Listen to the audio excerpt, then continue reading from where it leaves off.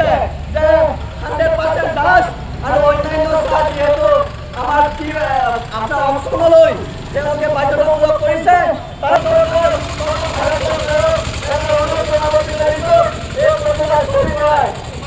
আপোনালোকে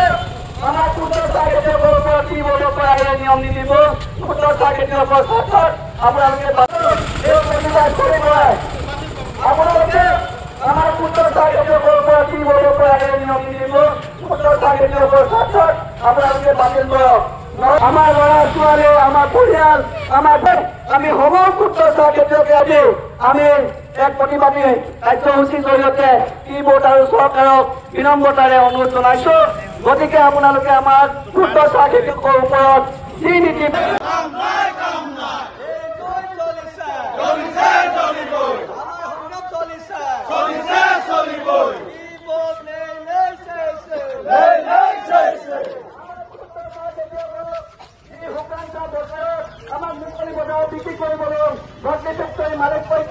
অনুমতি প্ৰদান কৰক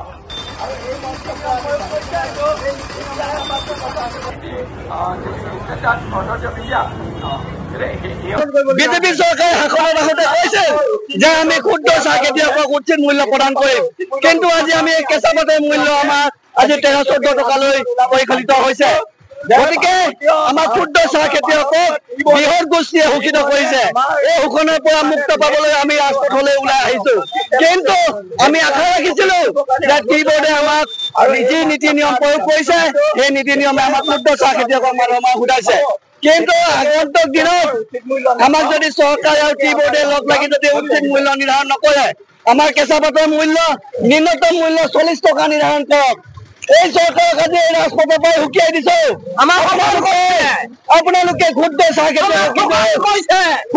খেতিয়ক কিন্তু আপোনালোকে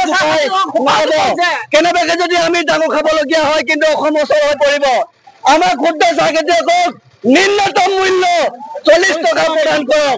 আৰু যেতিয়ালৈকে 40 টকা প্ৰদান নকৰে আমাৰ প্ৰতিবাদ চলি যাব এই প্ৰতিবাদ কিন্তু ভয়ংকৰ ৰূপ ল'ব ইয়াৰ পৰাই এই চৰকাৰক আমি হুঁচিয়াৰ কৰি দিছো এই প্ৰতিবাদ কিমান দিনৰ আমি দেখুৱাই আছো কি ক'ব আপোনালোকে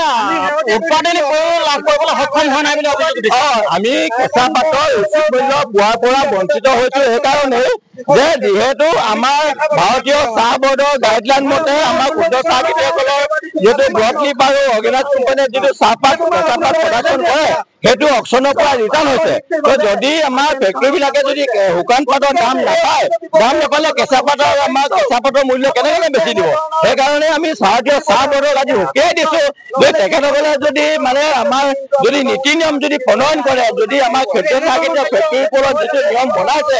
100% অপশ্যন চিষ্টেম এইটো ক্ষুদ্ৰ চাহ খেতিয়কসকলক স্বাধীনভাৱে ব্যৱহাৰ কৰিবৰ কাৰণে সুবিধা দিব লাগে আজিকালি আপোনালোকৰ ইয়াৰ পিছতো যদি কৰ্ণগোচৰ নহয় বিধান গোচৰ দেখুৱাই থাকে আপোনালোকক তাৰ পৰৱৰ্তী পদক্ষেপ কি হ'ব ইয়াৰ পৰা আৰু 2 লাখ খেতিয়কে ইয়াৰ ৰাজপথত ওলাই আহিবলৈ বাধ্য হ'ব সেইটো কাৰণে আমি আজি প্ৰতিবাদী কাৰ্যসূচী হাতত লৈছো